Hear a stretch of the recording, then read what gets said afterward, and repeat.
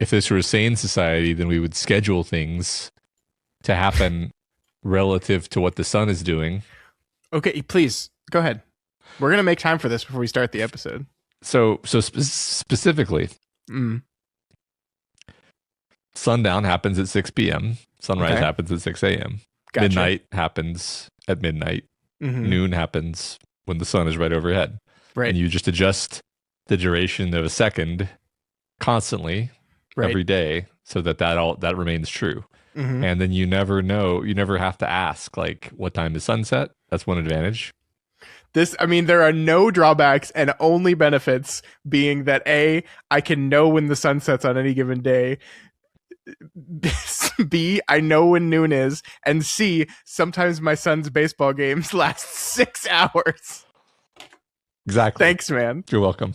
It's win, win, win all the way down. That's great. Well done.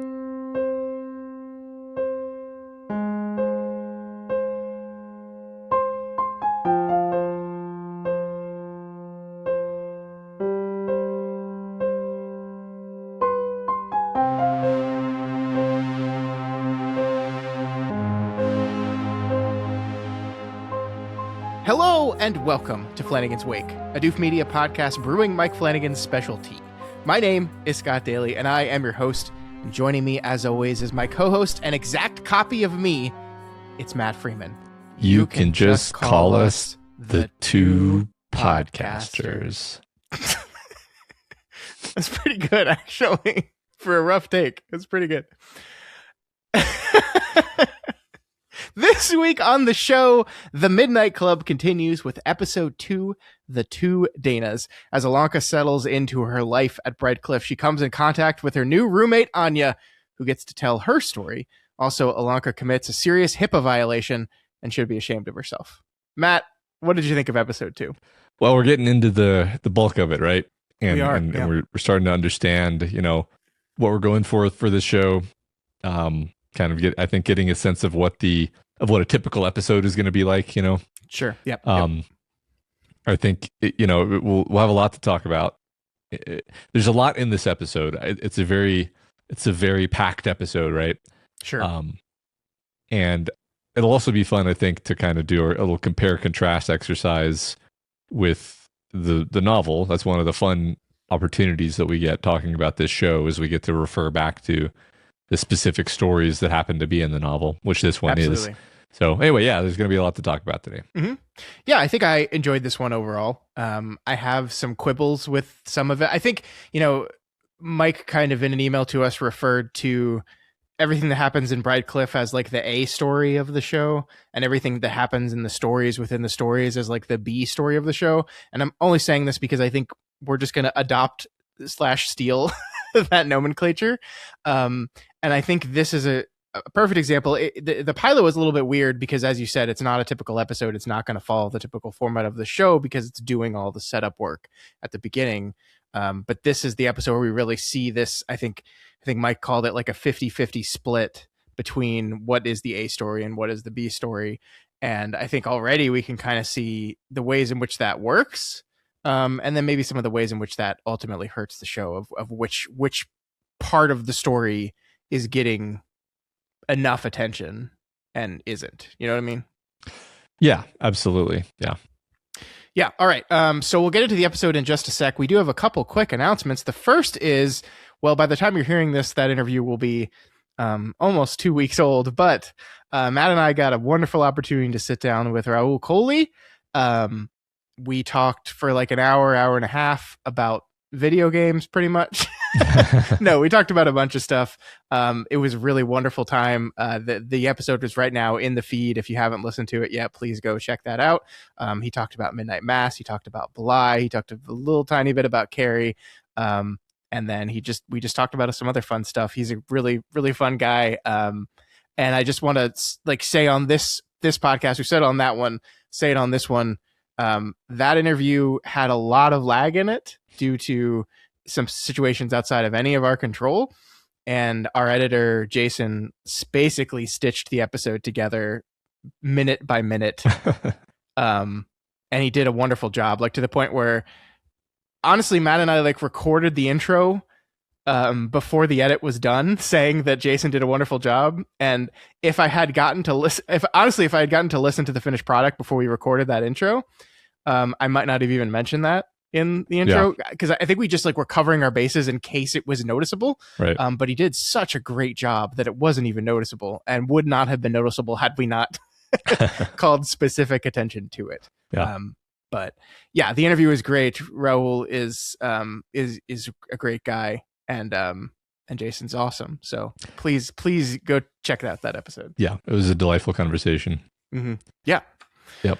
All right, we have one more announcement, right, Matt? Yeah. Second announcement is I have started a Choose Your Own Adventure web serial over on the Patreon. And the way that worked at this point, I guess there will have been a couple chapters out, but the way it worked, or originally I posted a prompt to say, hey, you can choose between one of 3 stories that I'll do.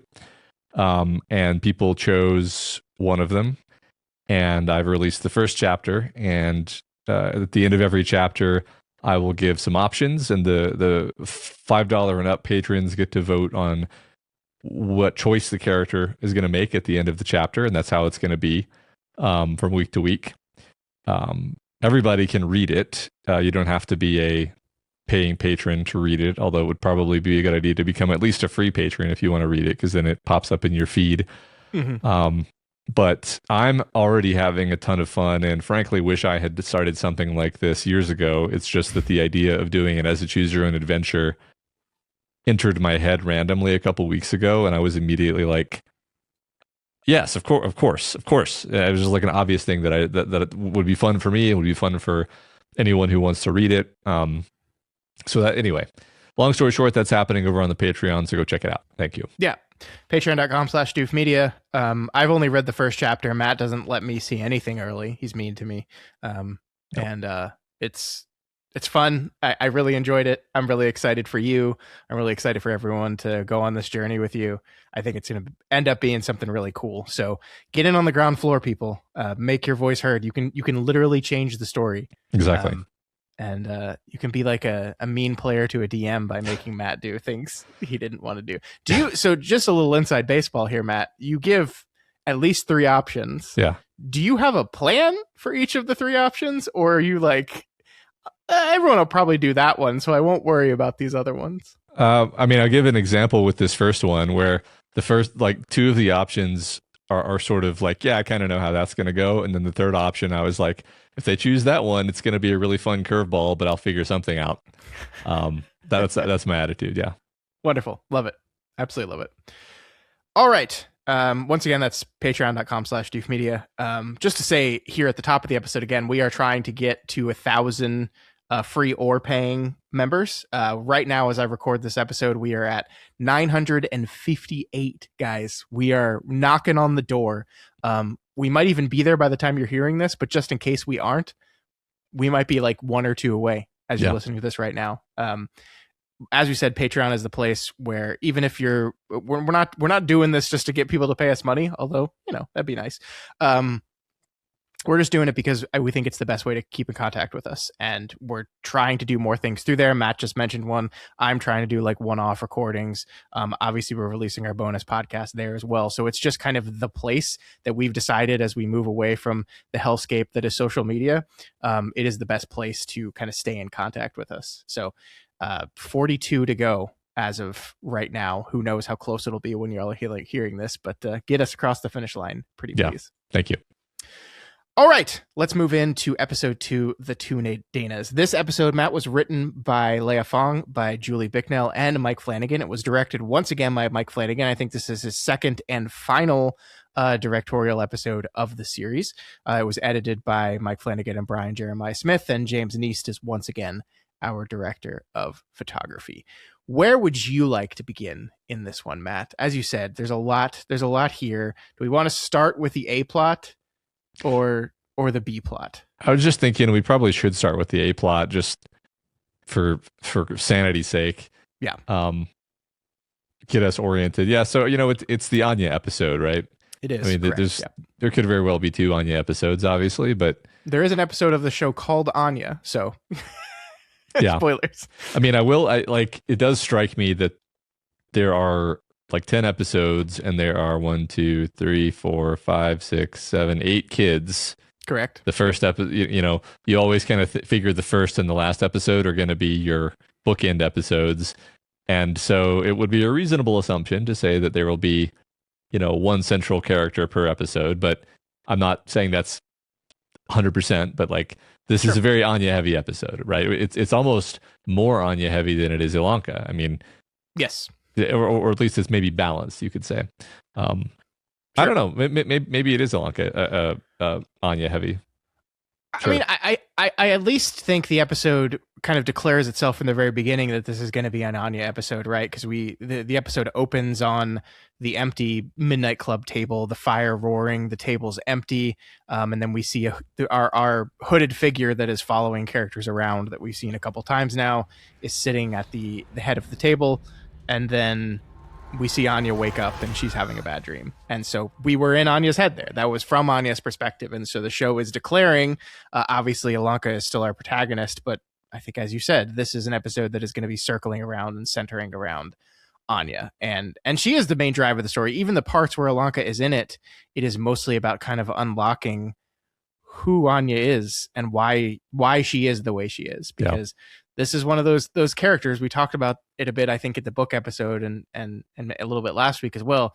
This is one of those characters that is like the unlikable, I mean, to quote the show, bitch, right?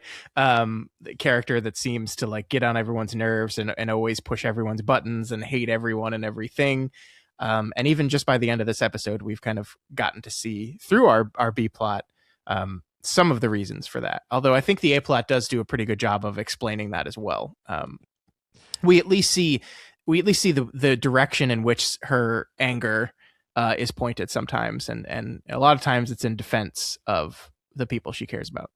Yeah, I think this episode does a really good job actually walking this kind of tightrope of managing Anya's likability and unlikability over time, and getting you to understand that the reasons why she's being apparently cruel at least make sense to her in her own mind. Yeah. One way of looking at it, if she sees someone being hopeful and she lashes out at them and tries to tear away their hope, it's like, well, we learned that she had a lot of hope. Mm-hmm. And then gradually lost a hold of that hope. And so to her, that was a lesson in like, having the hope just caused me pain. It just caused me prolonged pain until I finally accepted my fate. And then even that moment was probably a profound moment of loss. And so she's basically saying, like, just get that over with. Just accept it now, and then you don't have to torture yourself with this hope.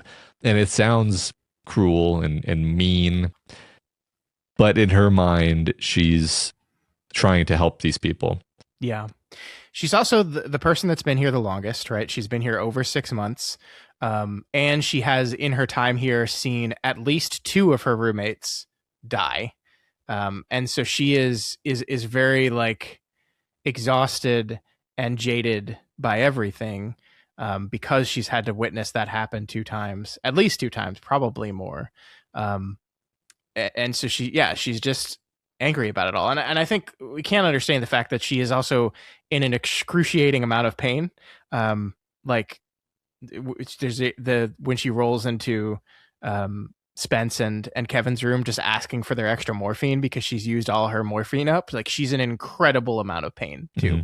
Mm-hmm. All these characters are in an excruciating amount of pain. So that's not going to make you the nicest person either. But yeah, I mean, it is really great. We have this moment very early in the episode where, we have the introduction of the tea, and I think we'll talk about the tea a little bit later. But in that moment, Ilanka also finds a necklace, and it's like she was all about the tea. It's this thing that, like, we don't know what this is, but Anya reacts very immediate to it. It's like, hey, give me that right now. And she takes the necklace back, and it's only later in the episode that we learn that this was not Anya's necklace. This was Rachel's necklace. And so she is we're kind of slowly getting this realization that she is very, very, very protective of the people that she invites in. She's very protective and defensive. I mean, the ultimate manifestation of this is Spence and the reveal that he has AIDS, and how she lashes out at Anya. Perhaps the meanest, she lashes out at Ilonka. Perhaps the meanest she's been to Ilonka the entire episode. But it is a meanness in entire defense mode, in protection. Like, she cares deeply about Spence, and she doesn't want anyone to treat him in a way that makes him feel different or hurts him in any way. Like, that is a kind of quote unquote bitchiness that is, like, ultimately, as you said, it toes the line, but ultimately is it you find endearing, right? Yeah. On the whole, the episode makes you very endeared toward her. And I think, we kind of watch Ilonka get won over by her as well, which is important. And we also watch her get won over by Ilonka as well. It's this really great reciprocal thing. Like, I mean, we're jumping all over the place, but the moment in the group therapy session where she starts off, like, really trying to go after Ilonka with the tea, and there's this really great moment in the edit, I think, where, first we start with Amesh and his Sony PlayStation stuff, which I do definitely want to talk to you about that. We talk about that, then we go from there to Cherie and her talking about her pets, and Anya pipes in, and that is kind of like, it's definitely barbed, but it's like, haha, like, you're never telling the truth, I can't tell, and it's kind of funny. I also really like MacIver. That was that was great. But then, like, it's Stanton that goes, Ilonka, how about you? How are you doing? And right as we cut to Ilonka, before we do that, we cut to Anya, and it's almost this, like, she lifts her head, and you can almost see in that moment she, like, makes the decision, like, I'm gonna fuck with her, like, I'm gonna really go for it here. And then she's like, tell her about the tea. Tell her about the tea. And then she goes on this wonderful Flanagan monologue, where Mike is doing the kind of we'll call it the Flanagan push in, as she goes on her rants about all the different miracle remedies and things that everyone has tried, and she's seen it all and done it all. We're all the way up to urine therapy. We do that slow push in, and we're cutting back and forth, doing a push in on her and a push in on Ilonka at the same time. And then Ilonka finishes it with, like, okay, I get it. You're a no on the tea, and a maybe on the piss.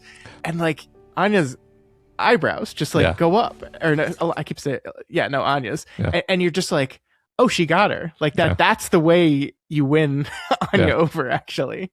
Yeah. It's a really wonderful moment. It's a good riposte, and it's funny. And she's like, and she likes this girl despite herself. I think what you said a second ago, the people who she lets in, she's very protective of, but she's learned over these months to not let anyone in. Because if I let someone in, then it's just another person I'm going to have to watch die. Exactly. I mean, eventually it'll be me, of course, but who knows? The next girl sitting in the bed across from me is going to die. Why would I want to go through that again? Yeah. This is almost too obvious to be worth pointing out, but there's a logic to just having Anya be the first character we learn about, because she's the roommate. And whenever you have a roommate, everyone who's ever had a roommate, it's like you immediately start kind of sizing each other up, trying to figure out, like, are there going to be any problems with this person? Like, hopefully we can be friends and get along really well, because that would be ideal for all kinds of reasons. But you're very, and maybe you're, like, overly polite and solicitous so that you can have a good, a good relationship. And Anya is not that. And whereas Ilonka is trying to be. Ilonka is, I think, sort of doing what most people do when they come into a new roommate situation, trying to reach out. And so it's just, like, organic narrative wise, it makes sense. Like, Anya would be the one that Ilonka is the most sort of fixated on in this kind of first episode where she's settling in. For sure. And just to re-hit the beat that I think we talked about last week, this is very, like, college coded, right? Like, this is the freshman year roommate that you can't stand, but you've got to find a way to live with them, right? Like, and this is mixed in with all this pall over everything, because these people are in hospice care and they are dying. But I do like the ways in which a lot of the A plot plays with this standard imagery of, like, she's at school and trying to figure things out with all these new people, and there's the boy she likes, there's the roommate she doesn't get along with, and there's the weird one and the religious one, and I just continue to really kind of enjoy how we're playing with the tropes of like a high school story or a college story, of course with this thing over it, for sure. Yeah. And that is like ultimately like my favorite moments of the A plot continue to be these moments of just everyone together, like hanging out, because like my favorite scene in the last one was the scene when they're at dinner for the first time and we get to see how they interact. And then my favorite scene in this one is the paper crane folding scene, that just has all of our characters hanging out, just folding these cranes because Amesh decided that when he heard Natsuki's idea, he decided to do it immediately. And so they're all just doing this thing and they're kind of joking around and playing off each other. And Cherie's like, I'm adding ambiance. And it's just this wonderful, like just seeing them hang out and just be young people together hanging out continues to be some of the most delightful moments to me. Yeah, I agree. I love that scene. I before we move too far away from that group therapy session, we should talk about the PlayStation bit. Yeah, because I think that called out to both of us as just being like, wow, this is perfectly calibrated to resonate and make us feel things. Because yeah, it's just so relatable to think about these mundane things we look forward to in life. Like a game system is a perfect example, but it might also be like, you know, the next book in a series that you're reading or something like that. And just to think that nope, you're never going to get to experience that. It just feels incredibly unfair to me in a really just immediately visceral way. Yeah. No, I agree. I mean, it's one of the things that I've thought about in my constant fear of death is like, yes, the loved ones, yes, you know, but like also, yeah, I have had conscious thoughts in the past that have been like, there's going to be all these movies that come out after I'm dead and I'm never going to get to see any of them. There's going to be these, I mean, gosh, if I die, I'm never going to get to read Winds of Winter, Matt. Yeah. That was a joke. That's funny. Yeah. It's a good one. Thank you. It's always good. You know when a joke's working when a person just says, "That's funny." No, I think this is a real thought that I've had, especially as a younger person. I've had and I think it is one of the things that is going to make me sad about eventually dying is this idea that there's going to be all this, like, art is very important to me, obviously, and so like when I think about non-existence, what I think about is not getting to experience the infinity wonderful movies that are to come after I pass away, and books and shows and yes, hell, even video games, right? These are things that it seems silly to say them out loud, but they are just that's human, and I love that. Like what I actually love about that is it is kind of like an objectively silly thing to think, but it is nonetheless true. And nobody in the therapy session has anything to say with him about it, right? Like Anya, for example, Anya stays quiet throughout all that, right? Like Cherie starts talking and Anya immediately starts on the sarcasm train. She doesn't say shit when Amesh is talking about missing the PlayStation and the Nintendo 64, and because she probably relates to it. Of course she does. They all do. Everyone does. Yeah. I think you're just right. I mean, these are the things that life is made of, right?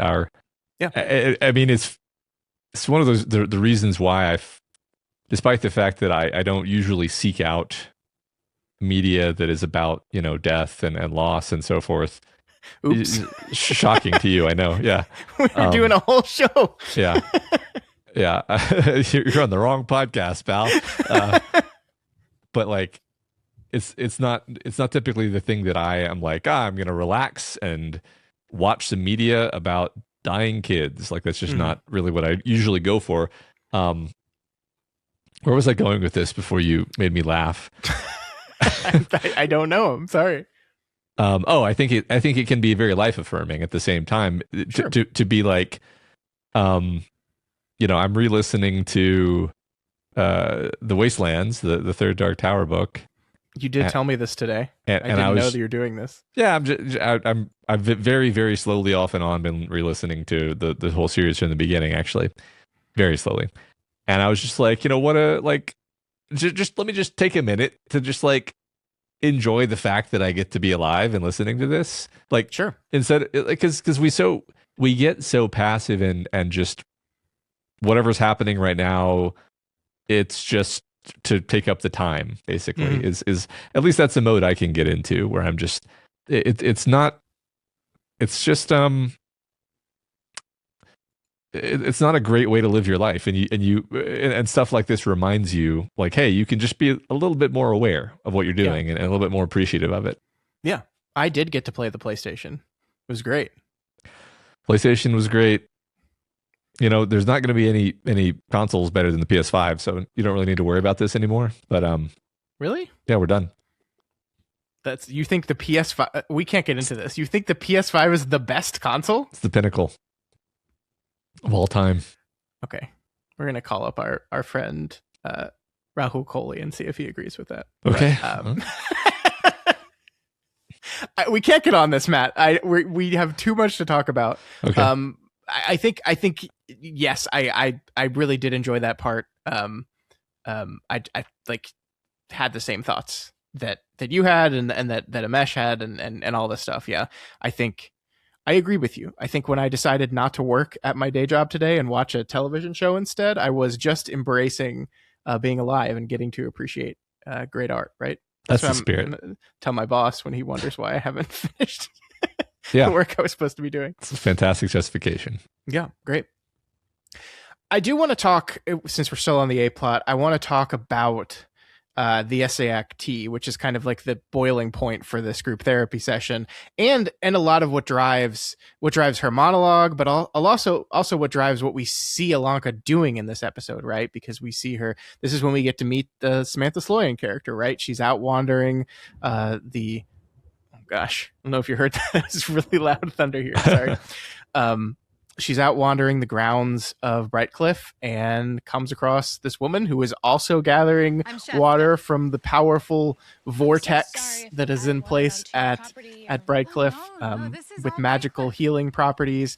And like, this was introduced to us last week at the very end with "This is why Alanka's here." She believes this place can magically cure people. And we all have these like magical cures, right? Like the SAACT is a real thing, right? It has no scientific confirmation. Alanka says in this episode in 1994, they're doing studies, and there have been many studies, and none of them are conclusive about this thing. It does not do it doesn't do what it says it's going to do. But they're like, it is completely and totally relatable that a person would, in a desperate bid to stay alive, try everything and anything, right? Like this is our quest to be alive, our quest to stay alive is we're going to try whatever we can do. And this is, I don't want to get on a healthcare rant about demand and elasticity and why our healthcare system is fundamentally broken. But it is. And I just I find this stuff really understandable. And it breaks my heart a little bit seeing stuff like this, because I get it, but I'm just like, Alanka, come on. None of this stuff works. None of this stuff is going to work. Yeah, I mean, I agree. I mean, I agree that we don't want to go on a tangent, but also like, I definitely feel for people because science is impossible to parse. Yeah. It's one of those rare occasions I'm going to mention that I have a PhD in engineering and just say like, even you can't just show me a paper and be like, is this right? I'm like, I don't know. Like it, yeah. You there probably is a study out there that shows SAACT being effective at killing cancer, right? But it's but that's just file drawer effect, because if they did 50 more studies and then they did a meta-analysis, they would show, no, actually that was just a statistical fluctuation, and you're going to get statistical fluctuations, and then people are going to grab onto those and say this proves it. Look at this study, and it's incredibly difficult for not just laymen, but even scientists to actually parse these things. Like, scientists screw this up all the time, actually. Yeah. There is a study out there that says that SAIT actually grows breast cancer cells. It made the tumor larger. Now, do I think this tea actually made the tumor larger? No. But to your point, like, this stuff is incredibly difficult to prove, and we have to follow trends, but we just don't we just don't know. And like, the problem is there are so many people out there willing to use our demand and desire and need for this kind of stuff to rip them off. Exactly. And that's where I get stuff where we're like, we don't know much about Samantha Sloyen's character, and I definitely want to talk with you about her introduction and like how you're feeling about her. But I always kind of have my guard up for this kind of stuff because people want it to be true so bad that they can be manipulated. And that's how I feel like Ilonka, and I think that's true with just things like tea and herbal remedies and these things, but also like the supernatural remedies that she's begging for, right? The idea that this is a special place, the idea that we've seen it, something supernatural going on in this building, but we don't know what it is. And Ilonka has convinced herself this is part of the evidence that this is going to magically cure her of her cancer. And I think we said yesterday or last week, and I'll just reinforce it now, like, it's just not believable that that's what this story is going to ultimately be, right? So we can say, without specifically spoiling how everything wraps up, that that's probably not going to be the way it goes. Yeah. Yeah, I think we can let's talk about Samantha Sloyen's character. I mean, first of all, there's a whole package of stuff in this vicinity that I want to talk about. And I almost want to say, what Mike said is that there's an A plot, which is the framing story, and there's a B plot, which is the stories they're telling.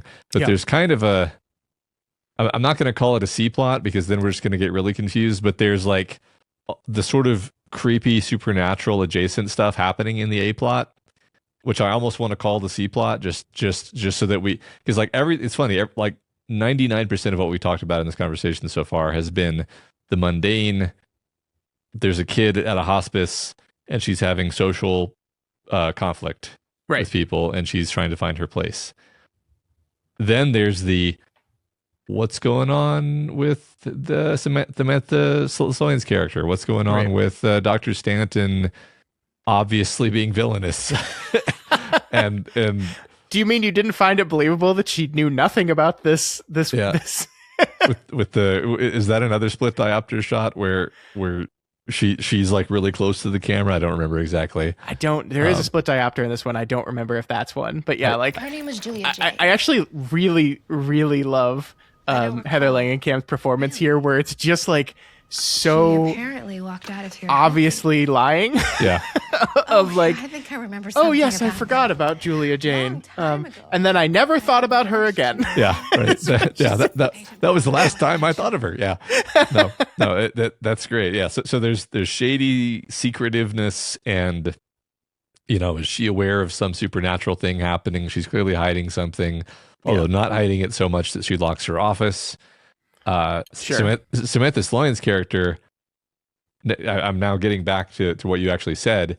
Like, I love the way she's playing this, where she's riding this line between being like warm and friendly and kind and compassionate, but then also there's this edge of like, but why is she really here? Like, she's a little too interested. She's a little too open. Yeah. That's a little odd, right? So it's like just a little bit off, and it's great because it's so precise that you're like, am I imagining this? I mean, is she just being nice? And I think it's perfect. I think it's also, and this is not intentionally, but it's also a bit of like post Midnight Mass stunt casting, when you're just like, I don't believe you, Bev. But no, I think you're right. She's doing a really fantastic job where we're like, she's very warm, she's very friendly, she's very kind to Ilonka. She doesn't call her crazy. She in fact calls her very smart. She calls her bright girl. She's like has this kind of very cursory knowledge of name origins, which is like a fun little flavor thing that she has. But yeah, there's little bits and pieces and tinges of things like now I know Ilonka's an adult technically, like she's 18 or maybe almost 19 by the time she gets to Brightcliffe. But like when I was a kid, my parents gave me a rule. And my rule was, if another adult ever tells you to keep this a secret from your parents, then you need to tell us that thing immediately.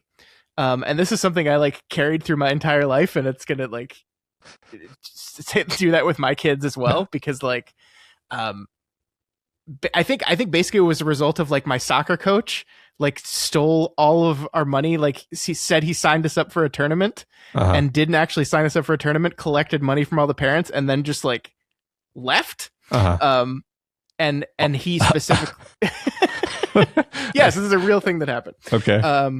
And he specifically like told us not to I don't even remember what he told us not to tell, but he told us not to tell something about the soccer tournament. And I told my mom after I heard what happened, and it was like, this is probably too long-winded of an explanation for this, but I got that like, if an adult ever tells you to keep it a secret from your parents, it's a thing that you need to tell your parents.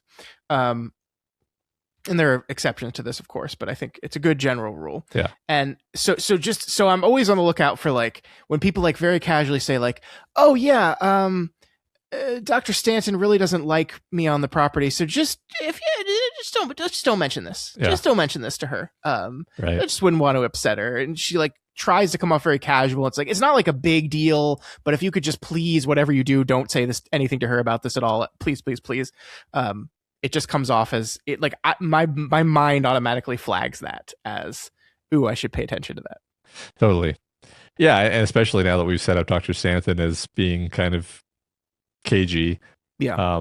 It puts us in a position actually where we're not sure, maybe one of these women is antagonistic and one of them is actually trying to help, but they both have some reason to be secretive. Sure. And we don't know which is which, right? Yeah. That's a fun place to be in. I agree. And again, I think Samantha Sloyen like threads that needle pretty perfectly here, where, yeah, like on the surface, there's nothing you can like specifically point to that's like, no, she's being nice and friendly, and she tells her about the chamomile and which is this fun thing because it admits that A, she's trying to help her out and tell her where the nice tasty chamomile is, but B, she's also here often enough that she knows where the best chamomile on property that isn't hers is located, so she's here all the time. It's just, yeah, it's really clever how the show does it, for sure. Yeah. So that's Sam Sloyen. And so here, like, I know we're not quite ready to transition to the B plot yet, but I wonder, one of the central questions of this, because you're absolutely right that we are being primed in some ways to be suspicious of Stanton. Do you think you're emotionally in that place partially because the devil in the B plot is played by Miss Stanton? Yeah, I think this is unavoidable, is that we actually can't keep the two of them totally separate because of the fact that they refer to each other, right? Right. And I think especially that interaction she has with Anya, where she says, I wish I had the quote in front of me, but it's something really almost like confrontational, where she's like, I always butt heads with the people who are the most like me. Just can't stand them.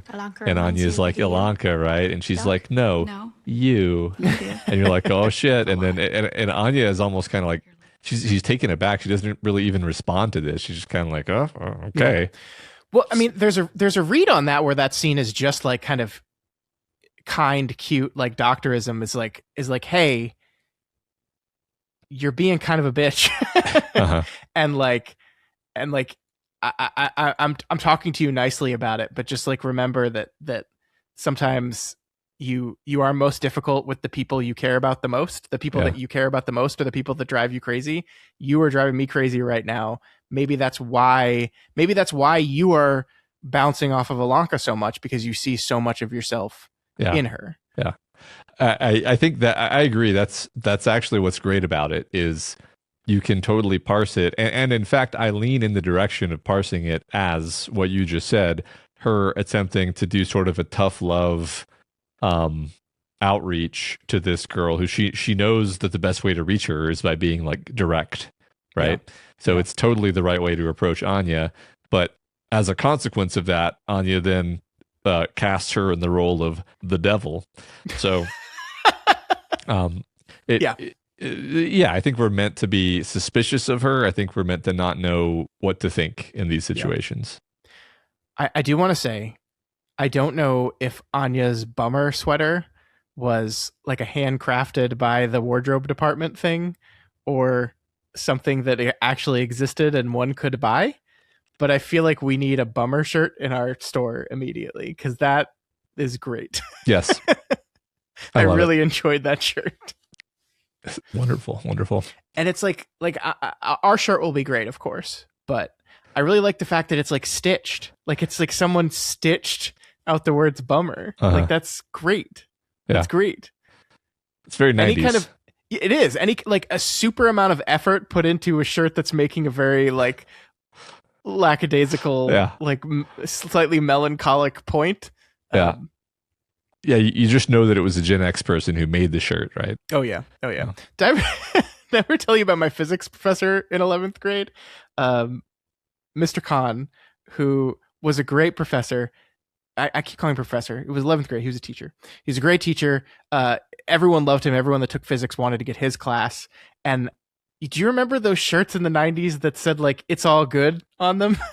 You remember? Like I was wearing one of those, and I think he was having a rough day or something. This was also post 9/11, and he decided to pick on me by being like, "Yeah, and that shirt, it's not all good. You know, that's the problem. You wear a shirt like that, but it's not all good. The world is not a good place." This one another one of those memories that's like burned into my head. I don't remember what that had to do with what we were talking about, but it's the shirt. But it's a shirt. Yeah. Well, no, that's I love as a teacher. You're just venting, and you've created a core memory for someone. You know, yes. That's great. Yes, I never wore that shirt again. I like legitimately. I was just like I threw it away. It's not all good, Scott. It's not. Oh God, I'm sorry. But yeah, great shirt. Bummer. I really loved it. Yeah. Yeah, and like, so this is actually one of the places that I start to struggle with the show a little bit. Is you're absolutely right that who Stanton is in the B plot, aka the devil, is absolutely informing the mysteries of the A plot, and I don't know if it should. Right? Like, I think that part of that is like. I don't know if like I think I just say this like the mysteries of what's going on at Brightcliffe are the parts of the A plot I care about the least, right? Because essentially, and I think Mike even said this to us, like they ultimately like can't go anywhere, at least in the way that we want them to, right? Like it can't be, oh, here's this magical cure. Actually, it can't like. It can't be that.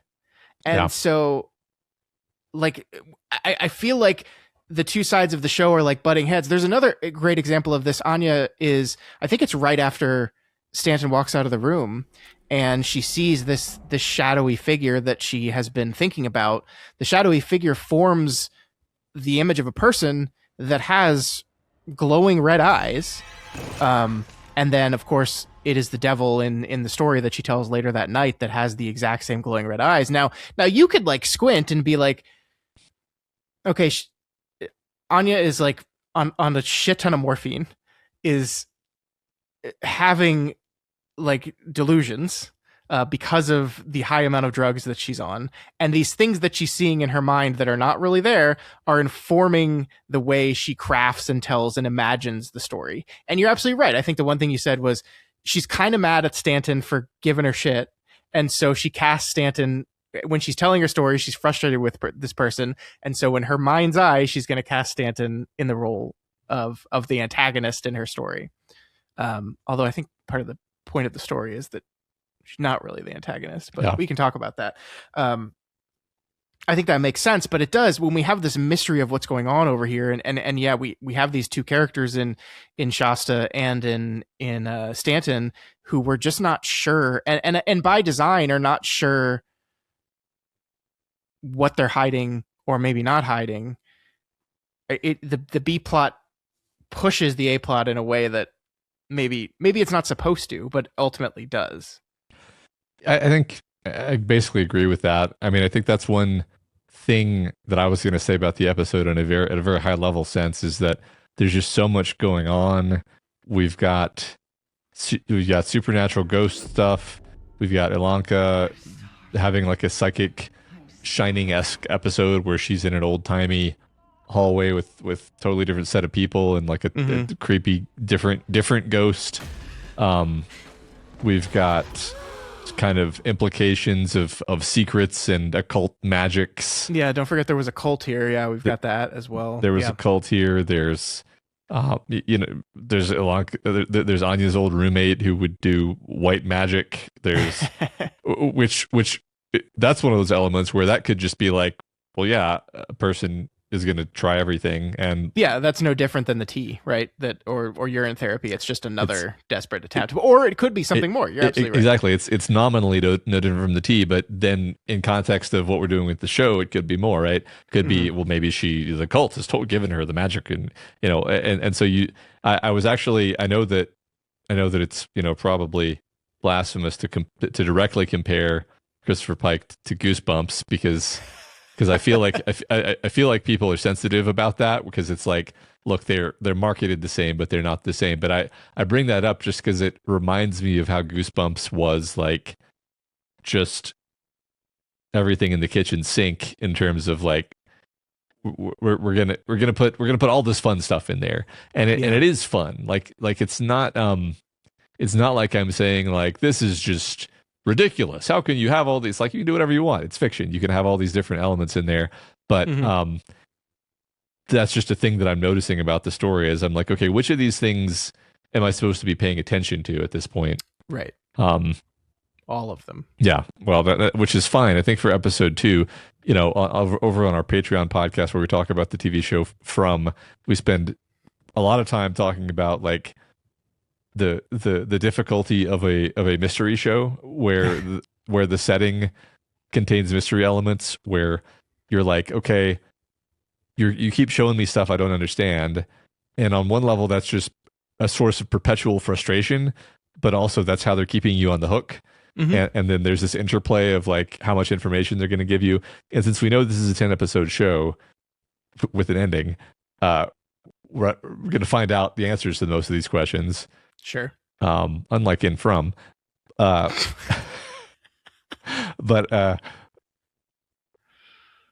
basically, like it's at this point in episode 2, it's all questions. Yeah, and I mean that's not necessarily a bad thing, Yeah. and I think we'll talk about how that continues as the show continues. And I mean, amidst all this, which is not even like I don't even think it's us complaining. It's just like these are the things that we're seeing, right? And when we get to the B plot, I think we can maybe talk about how all this stuff in the A plot affects the B plot in one way or another. Yeah.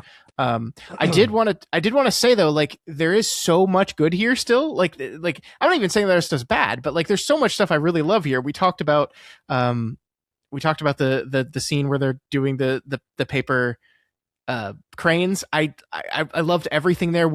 The way we enter that scene is we enter that scene with a close up on the paper cutter, and like that is just like the show talking to you specifically, being like, oh, you better get nervous about that. And then it pays off in a way that is Mike Flanagan hand counter increasing, right? Yep, Bing. yep, Mike yep. Flanagan destroys another hand. Yep. But in a way that is character revealing and wonderful. Like we get the reveal that we kind of gestured towards on the episode last week, that Spence is dying of AIDS, that he doesn't have cancer, he has AIDS, just like in the book.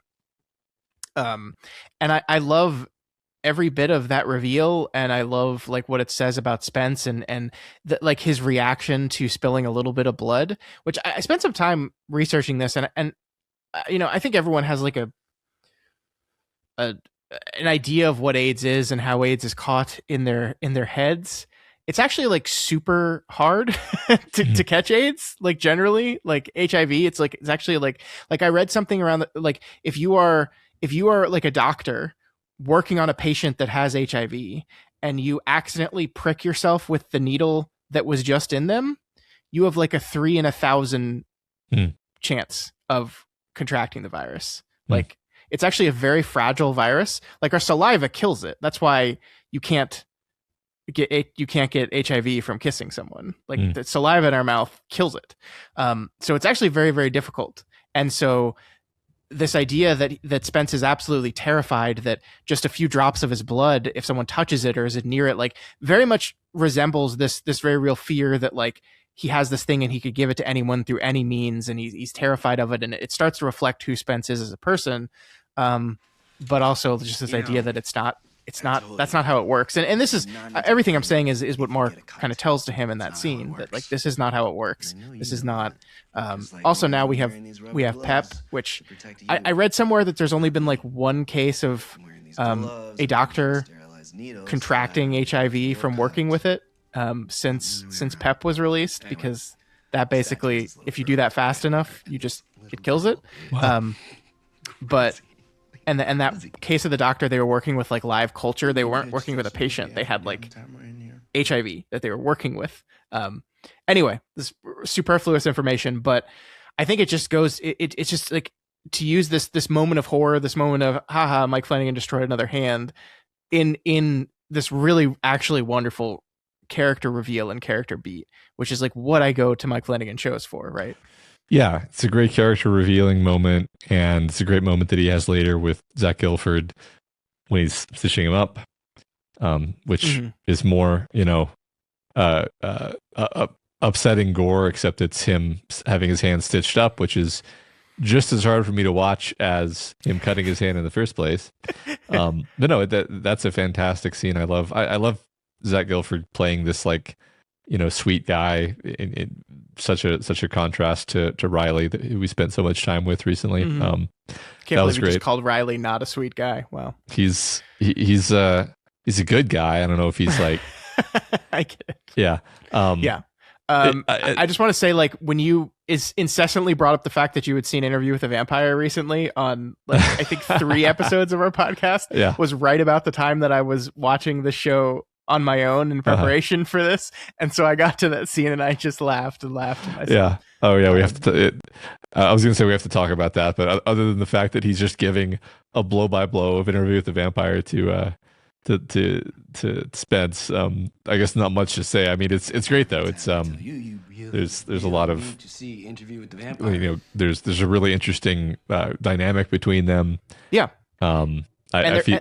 Yeah. I think the fun thing about Interview with the Vampire is, as we talked about when we read the book, there's a lot of very not so subtle queer coded subtext of that movie, right? And the book, both of them, very much so. Yeah. And so for him to be sharing this with Spence, who is a gay man that is suffering from AIDS, like, he's trying to, like, show, like, he's not coming around and say, it's like, see this movie because, like, these dudes, they're in love with each other. It's about and like, but he is kind of gesturing towards that. Yeah, totally. There's a ton of subtext in this conversation.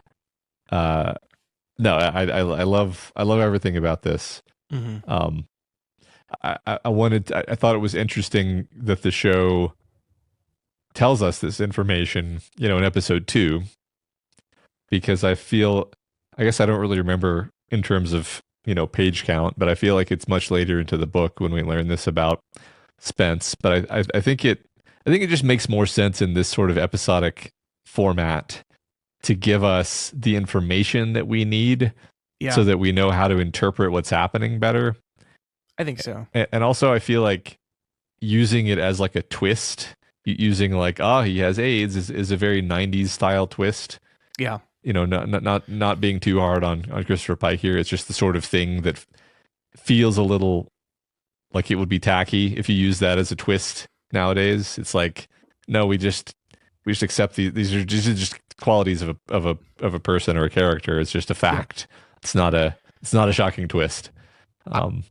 Completely agree. I mean, one of the things that I said about the book when I finished it was, like, it is kind of quote unquote progressive for a book in 1994 to have a homosexual character suffering from AIDS in a kid's book, right? Like, There's probably some parents that if they read that book in 1994 or knew their children were reading that book would raise a big stink about how they're trying to indoctrinate our children. I mean, fuck, there's probably parents today that would say that. There definitely are. But like, so that mattered then. And it's played as, I agree with you. Like it being played as a reveal is very 90s coded. Like, while it is true that this still takes place in the 90s and therefore Spence's reaction, his general discomfort with people knowing that he's gay, and also the stigma that AIDS carried with it and still carries with it, unfortunately, prevents him from like disclosing that a lot, and he's uncomfortable with it, but not in like a way that he's going to keep it a secret from these people, and not in the way that the show is going to keep it a secret from us. I agree with you. Yeah. It's just not in 2022. That's not how we do things. Yeah. I mean, even if the characters are, this is all happening to them in the 90s, it's just like, okay, but it's not going to affect us that way. Right. So why make the show that way? Yep. And again, it helps us understand his character more, because it would just be weird if we like saved this until episode 8 or whatever, and then it's like, oh, well, I wish I knew that earlier. Yeah. Anyway, just wanted to mention. In a 200-page kids book that took like 2 hours to read, it's like it's okay to be confused by what's going on with Spence, and then we learn it at the very end of the book. Yeah, in a television show, I don't think it quite works that way. So yeah, I agree. It's a good change. I really like the character. I really like him a whole lot. I think we're gonna get a lot more time with him before everything is said and done. But this is an actor named Chris Sumter, who I think is doing a really good job with this guy. Obviously he's very close with Anya, right? We see that in the way they interact and things like that. I think it was kind of great how the only person who gets blood on her is Anya. She gets it's his blood sprayed on her shirt, and she just doesn't react or care, because she's just accepted him, and it's kind of great. Yeah, it is. It is really great. And you feel bad for him because he did freak out about that. You also feel bad for Alanka in that scene. Like, as much as I was like, fuck yeah, Anya, defend your friend, like, Alanka didn't know. And like, sometimes you can't control what your face does. Yeah. Are we ready to move on to B story? I mean, we can always, there's no rules. We can always come back to A stuff. I think it makes sense as a conversational structure to do A and then B, but like you say, let's do B now. All right. So this story brought to the Midnight Club by Anya is The Two Danas. As you said, this is one of our stories that actually took place within the book. So again, the gimmick of the show, as we'll call it, is that Mike Flanagan and Leah Fong could bring in other Christopher Pike novels into it to be the B plot stories of this whole thing, and we will see that later. But this one is just one that took place within the Midnight Club itself, and that's because it works perfectly to really dive into Anya. So the story is similar to the book, where Anya is this kind of perfect person who is struggling with her perfection and struggling with these dueling desires of being the perfect kid, but also getting to experience all the bad things in life that she's never gotten to do. The devil comes to her, played by Stanton, and offers her a Faustian bargain of, well, it's not even a bargain. It's just like, I'll just give this to you, and there's no cost whatsoever at all. And so we get to have two Danas, one living their life and the other getting to do everything fun, including lots of drugs. Matt, what did you think of the show's telling of the story within a story? I thought it was pretty fun. I mean, I also at the same time found it difficult to watch and found it quite harrowing. So maybe two contrasting reactions in the same person. But I mean, one element of it which ties to the hand damage that we just talked about is it's actually just like literally hard to watch. Like, I found myself multiple times during this story, like, you know, looking down, looking away from the screen, because we've talked about this before, but like I can watch the Terminator mow people down or the Predator rip somebody's spine out, but like if it's like a real character who I care about and who is like expressing that something hurts, then I'm just like, it's the worst thing ever. And so like all the scenes where she's cutting herself with the knife, or burning her hand, or when her ankle breaks when she's dancing, and there's even kind of a bit of cringe comedy in there to spice it up, where she's in the same room as her parents when the other Anya is having sex, and which is not violence, but it is also a thing where I'm like, I'm just kind of sensitive to that stuff. So I just thought it was interesting how it's playing all these sort of heavy notes, if that metaphor makes any sense, where for it being relatively short in duration, I was very uncomfortable while watching it, actually. You saying you wouldn't want to lose your virginity while watching Babe with your parents? That wouldn't be the ideal scenario, no. Just watching Babe. Just lose my virginity watching Babe in general. I think that's just a good call. No, I mean, I agree with you. There's a lot of tough stuff to watch here. It is. I do have to critique Dana a little bit here. I think if I got to split myself in half, like just doing drugs would not be the thing I would do. Can you imagine, Matt, being at work, but also getting to go to the movies? That's the trick. That's the trick. I could do this better. Devil, come. I think I can do this one a little bit better. Yeah, you could have one version of yourself who's in the office, and then those memories are somehow severed from the other self who's outside the office, is what you're saying? Yeah. No. Just the same way, but like I'm sitting in the office working and also getting to watch the movie. See, I really miss going to the movie theater, and I can already see the monkey's paw version of this thing is you're never going to be fully immersed in a movie if you're sitting in a movie theater, because you're also sitting at the office doing work. And so it's going to be like, you will never be able to watch a piece of art, without being on your phone, except in this case, the phone is just you and your second complete life that you cannot turn off and cannot look away from. Right. Which, I mean, that's kind of what we're already here, right? Yeah. So, shit. But I agree with you that it definitely reminded me of having notifications on my phone. It's like, this is the other Matt right here. It's right. It's buzzing while I'm trying to have a conversation. I think there's some, it's just, I don't want to overstate this because Flanagan's works often do have malign entities in them, but it strikes me as being very Flanaganian to have the person is their own worst enemy. The person is the author of their own destruction. Sure. I think you could go through, I think not all, but many of the things that we have talked about and say, this person made their bed and now they're sleeping in it. And that is maybe there was a creature involved in the process. For example, Father Paul's choices, there's a creature involved, but Father Paul is the one driving everything. I'm talking about Midnight Mass. Mm-hmm. And I love, the devil appears to make this happen for her, but she's the one who chooses it. And like you said, the devil doesn't have to go out of her way to make things worse. It's Anya herself who makes it worse because she doesn't realize the consequences of the choices that she's making. Now, I realize this is all in the Pike novel, so maybe if we want to do a real, literary dive here, like maybe it's just that Flanagan kind of got this idea from Christopher Pike, and then this is just something that he likes so much that he has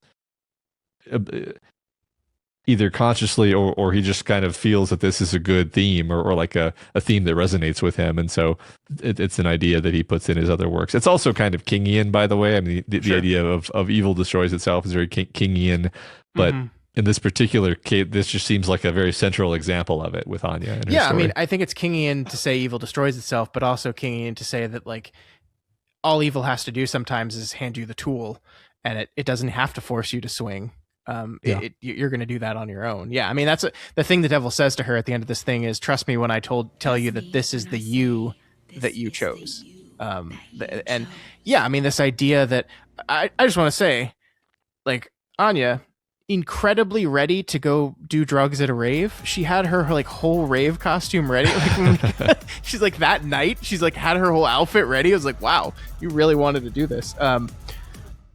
yeah, I mean, I think like Dana makes her choices constantly, and she continues to make the choices, and like I think one thing that I'll say about the B story, and I know Flanagan has said this as well, but because of how much time we have with everything you talked about with the Goosebumpsian. Never in my life did I think I would say that made up word. Part of the A plot. There's just not as much time for the story within the story. Like it is, I think, about half the episode, maybe even a little less. And so we move through this plot very quickly. And so it like we hit the major beats of Dana's descent into drugs and alcohol at a very, very rapid pace. And I did kind of, I felt a little rushed through it in a few places. One of the big places was Bill, who obviously the character of Bill was changed from the novel, right? Like I think he's specifically her best friend in Anya's telling here. But I just felt like we barely see this character, who is a character that I know from reading the book is based off someone's in Anya's real life and is someone that's incredibly important to her and very important to who Anya is and part of the reason why she's telling the story and why she feels this way about herself. And I felt like we had to move through Bill very, very quickly because there's just not a lot of time in the story.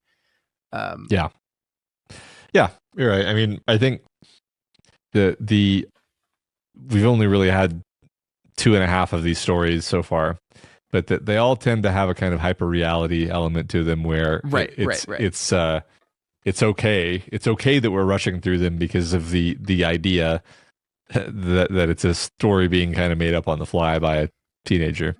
Right. And that's why like the drug and alcohol stuff and the very patentedly obvious way in which the story hits those drum beats of like she's going to try ecstasy and then boom, she's going to fall into this descending web of drug and alcohol abuse. Like, of course that happens to people all the time. And I don't want to minimize that, but just like, it is very kind of like, evening, like special, like fast forward version of the worst thing that could happen is you try the thing once and then you're a heroin addict 20 minutes later, which is what it feels like. Cause it happens it's very, I'm not thinking of the right word, but it just happens very quickly. And it's very like stereotypical. Like she goes to a rave, she tries ecstasy, she meets a musician, and then 3 minutes later runtime, she's addicted to heroin and like a roadie. Like it just like it is the worst fear of a parent, the worst fear of a 90s parent realized. And that's part of the point I'm trying to get to is what you're saying is absolutely true, that this is the way the story is crafted. The story within the story is still in universe, something being told by, not a master storyteller, but just like a young human being who is just trying to relay information very quickly to her limited audience. Yeah. I mean, it does what it's supposed to do, which is to emphasize like, okay, so the Anya who's going to go speedrun ruining her life is doing it like that. That was the plan, actually. Right. Like I'm going to go live it up and have all these sordid experiences that you fantasize about. And that way you're going to get to experience them, but without having to suffer any of the negative consequences of them.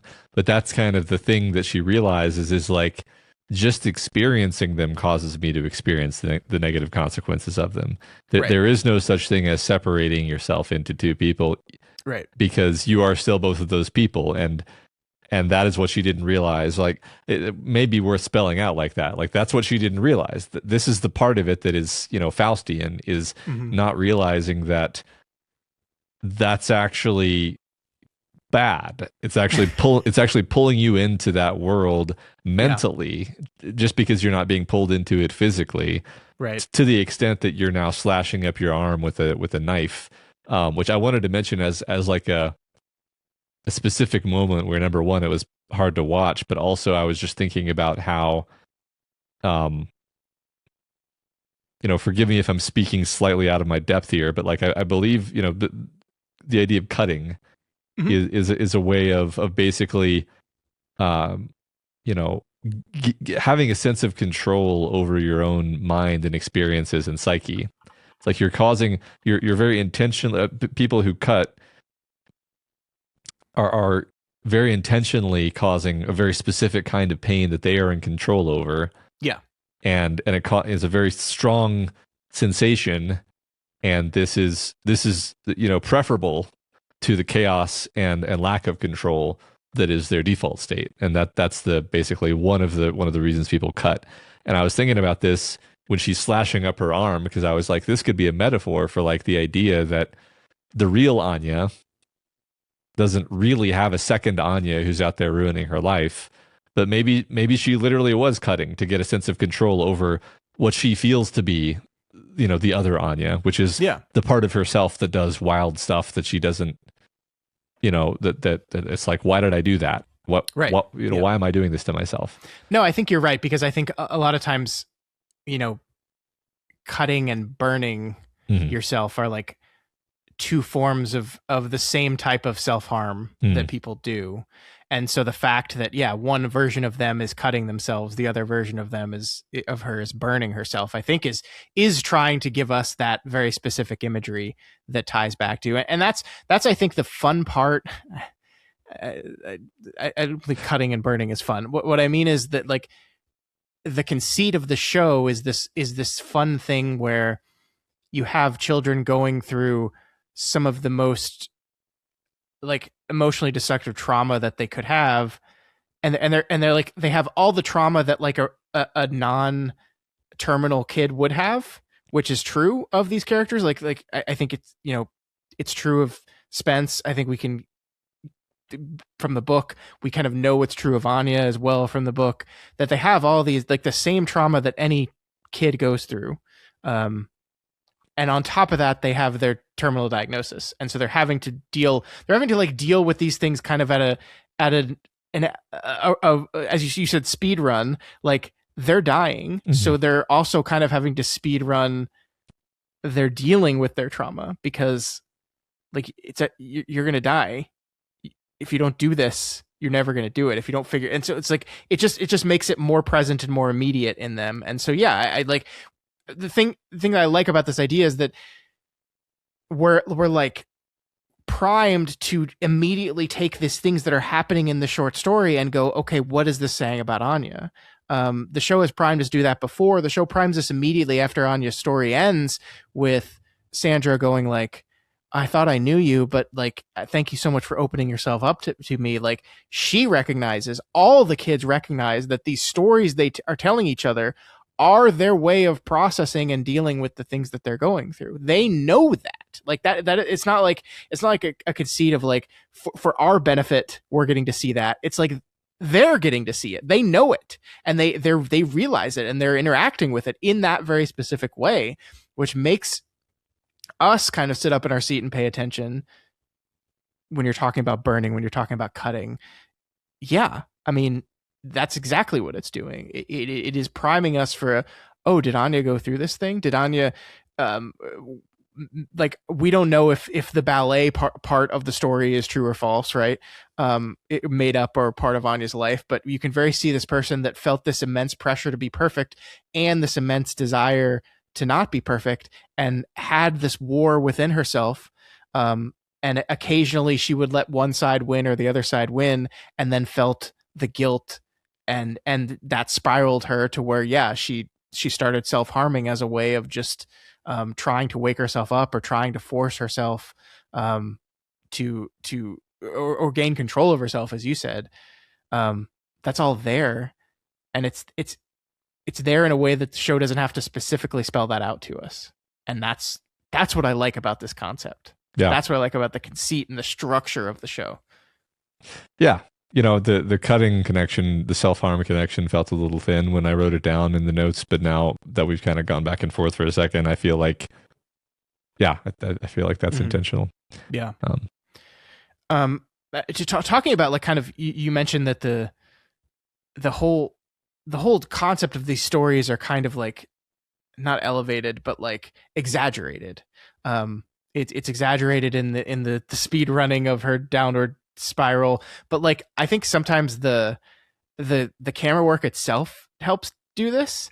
There's a couple moments in this episode that I really liked that really tie into that. So when Dana 1, or Dana Prime, I guess they call her, hops in a car and to go confront her double, the movie does that thing, or the show does that thing where old movies used to do, where when you're shooting someone in a car, you just basically have a stationary car, and then you like either put in post or just shoot like recorded Yeah. moving stuff behind them in a way that like in 2022 and in indeed 2026, it looks fake.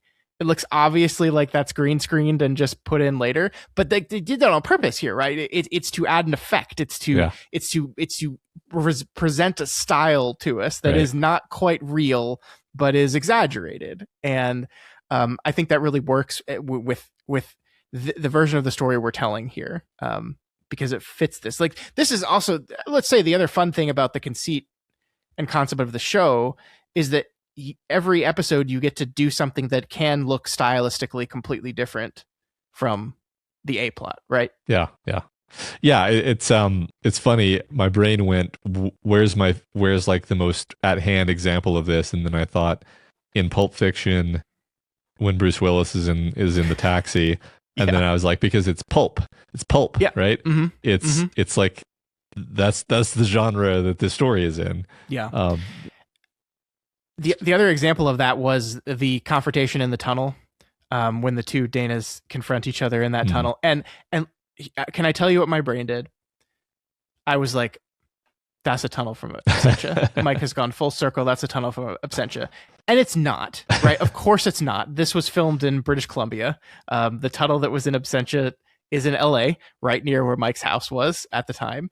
I don't think he flew an entire cast and crew back to LA for this one shot in a tunnel. It's probably just I don't even think it looks like the same tunnel. I just think my brain immediately was like, oh my God, a long tunnel. There must be only one long pedestrian tunnel in the whole world, and we're back at it. I mean, I think it's fair to call it like a visual homage to that movie, though. Like, sure. Like it did strike me.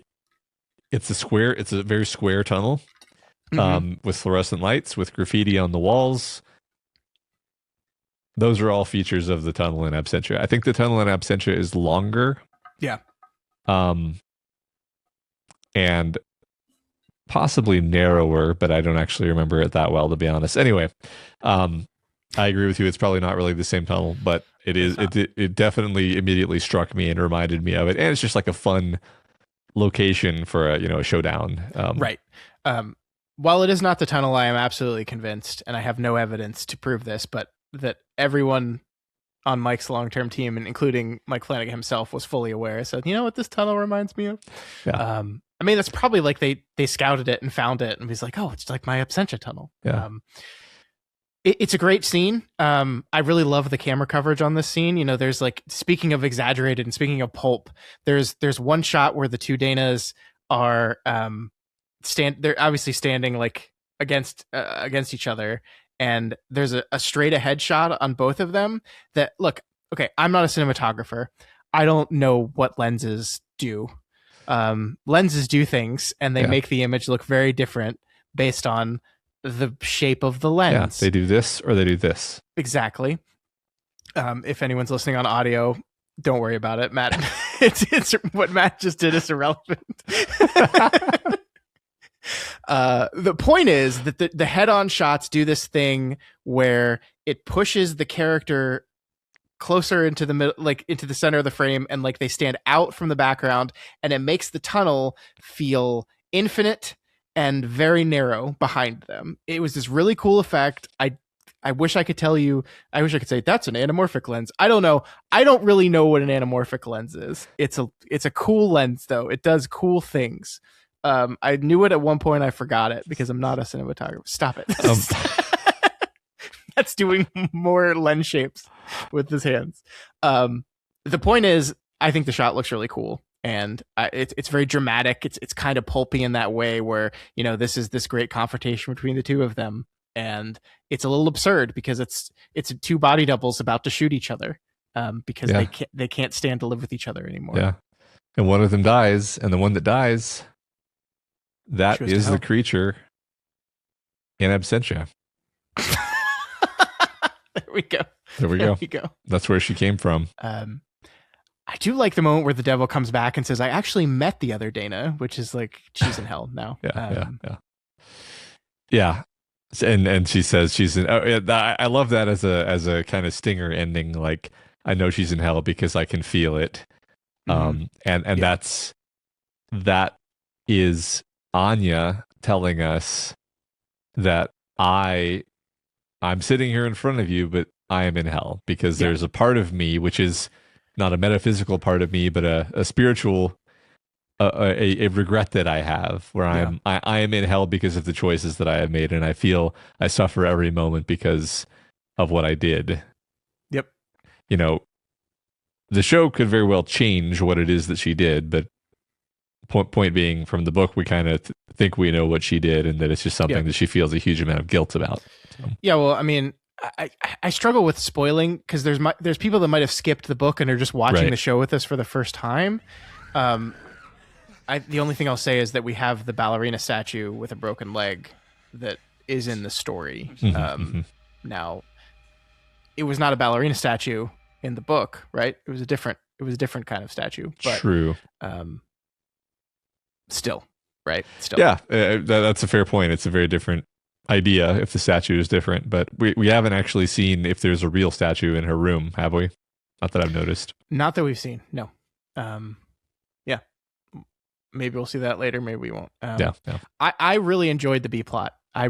This is a good story. Like, it is a story I enjoyed when we read it in the book, and I think it works really well here.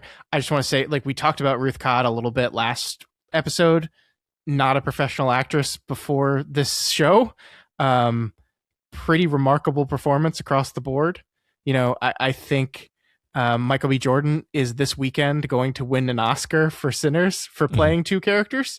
Well, Ruth Codd should have won. For this show. Yeah, I actually saw a post that said if Michael B. Jordan wins for playing twins at the Oscars this weekend, then Lindsay Lohan was robbed. Yeah. Because she played the best twins all the way back in the 90s. She did the impossible. She did two different accents in the same movie. Yeah. She did a pitch perfect British accent. Robbed. But anyway, Ruth Codd, she's so good in this entire episode, right? She's good playing the Dana character. She's good playing the two different Dana characters. We get to see a version of her with longer hair. I thought the special effects, because we talked about this last week, Ruth Codd does have an amputated leg. Actually now in 2026, both have been amputated. I thought they did a very good job with the special effects of her being a ballerina, right? Even though we know the actress did not have a leg, did a good job at hiding all that. The twin work was really good. It's always, because like one of those movie magic things where like you're of course aware of it the whole time that both those people are not really in the scene at the same time, and they do it very cleverly to shoot it that way. But it always works on me. I'm always like, that's neat. That's neat that they do that. I agree. It's always a fun trick. Yeah. I've always appreciated that. All the way back to the one that you just mentioned, the Parent Trap. Parent Trap, yeah. It's the original one. They didn't do it at all before then. I think that I did not realize that was one actor when I watched The Parent Trap, if that tells you, you know. Yeah, I'm pretty sure I didn't either. Yeah. Because I don't think...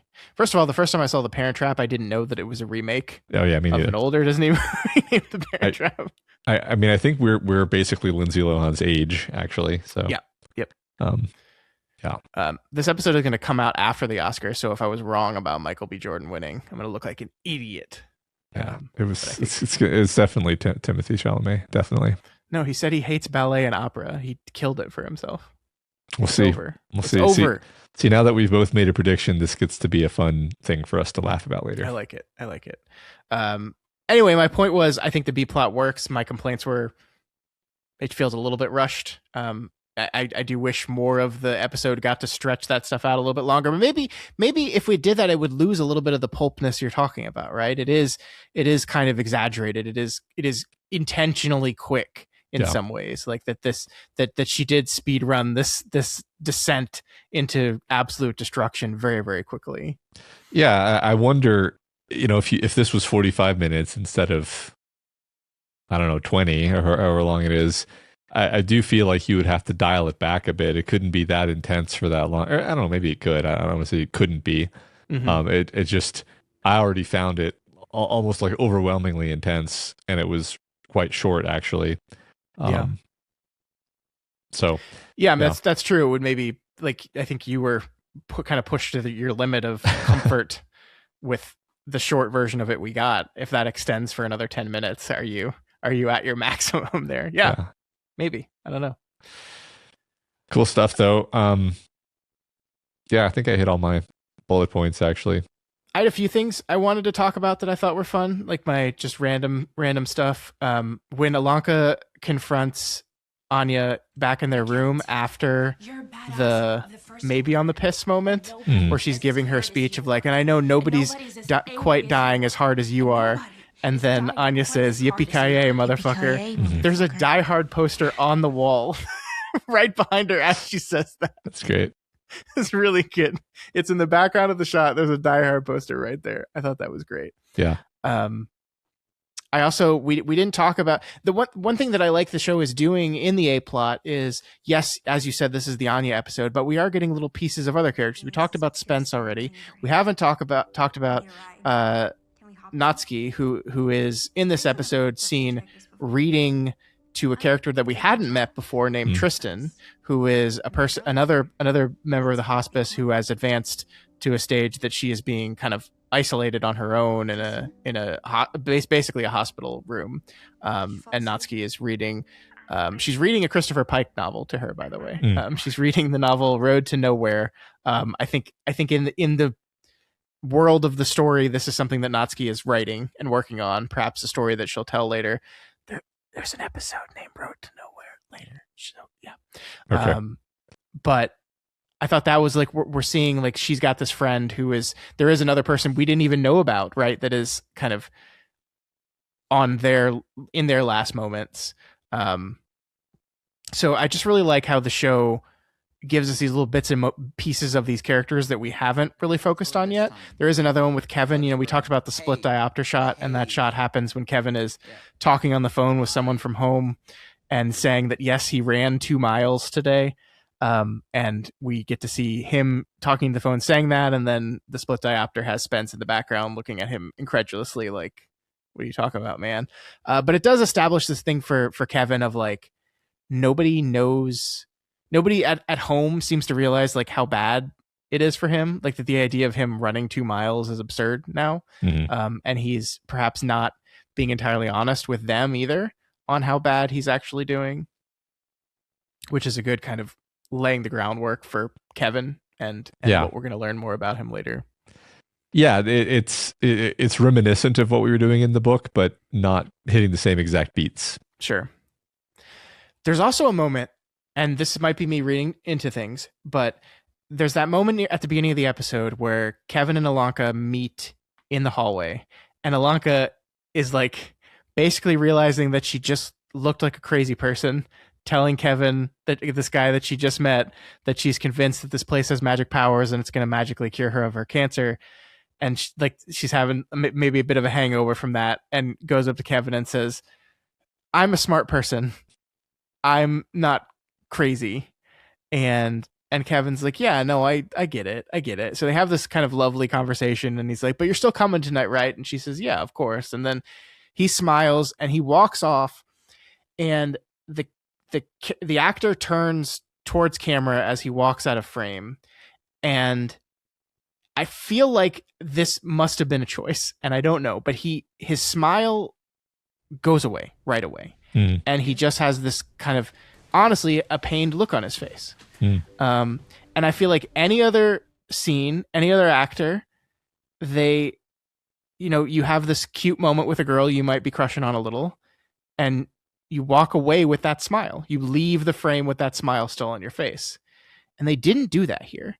And it's either the actor didn't know they were still in frame and just walked off, or, and what I like to believe, it was an intentional choice. that Kevin is dying, as we know, and Kevin is in a lot of pain. Kevin is in a lot of pain. And so he also, the character, as we saw with the phone call, is putting up a front. He is trying to make it seem like he's better than he is, that he's in less pain than he is, that he's not as in bad a shape as he is. So he has this conversation with Alanka, and it's a cute conversation. It's a little fun, little bit of flirtiness between the two of them. And he smiles at her, and then he turns and leaves. And the second he knows she can't see his face anymore, he drops the mask. And what's left is he's just a kid that has leukemia and is in an incredible amount of pain and is dying. And I think that's well done, right? Yeah. Yeah. In our philosophy, everything is intentional. So of course you're right that it is intentional. And yeah, I like this element. I mean, that what you just said works perfectly with my understanding of Kevin's character, that he would, he's trying very hard to be friendly to this girl and kind, really kind of bending over backwards, even to the extent of talking to Anya about how she's being mean to her. But he himself is suffering terribly, and he's hiding that from everyone. Like you said, he's hiding it from his family. He's hiding it from everyone. Yeah. One other thing about this scene, though, Matt, Kevin says when they're talking about the I forget what it's called, but the basically the thing that Miss Stanton gives Alanka at the very beginning of this episode. I wish I had written down what it's called. Basically all the things she wants and requests for her death. Kevin's talking about his and saying how he changed the music multiple times on his, and then nothing's better than Radiohead Exit Music for a Life, which is a reference to the Radiohead song Exit Music for a Film, which came out after this show takes place. It is a song for the film Romeo plus Juliet that was not out when this movie or this show takes place. It came out in 1997. The show is supposed to take place in 1995. What the fuck? Immersion ruined. Totally ruined. This is another level of the tower, Scott. Sorry. Yeah. To be clear here, folks, I don't actually give a shit about this at all. Exit Music is a wonderful song. It's a great Radiohead album, and who the fuck cares is how I feel about this. Yeah, it's too perfect of a reference to pass up. Yep, I agree. I think that hits basically everything that I wanted to. I wanted to. So, can I ask you about her pet macaw named? So, this is Cherie has 3 French water dogs. I don't remember what kind of dogs they are, but she also has a pet macaw that she named MacIver because he sounds a little bit like Richard Dean Anderson. Now she's saying MacIver, right? It's like a play on macaw and MacGyver. Yeah. Okay, I just want to make sure because I thought so, but the subtitles on Netflix just say she says his name is MacGyver. No. And I was like, no, she's definitely saying MacIver. Because that's clever as shit. Yes. And I love that. Okay. Yeah. I just wanted to make sure you heard the same thing I heard. Yeah. Good. Yes. MacIver. Exactly. Great. Also, I really like Ruth Codd's read of doubtful. And I don't know who that is. Yeah, me too. I think that was pretty much everything I had. Yeah. Oh, one more thing. I'm sorry. We talked about the devil and how the devil is and is not influencing Dana in the 2 Dana story. One thing I didn't notice until my second or third rewatch is that when Dana is at the rave, the guy that comes up to her, that offers her the drugs and she eventually ends up sleeping with, the musician, has the devil's red eyes in that scene. Yeah.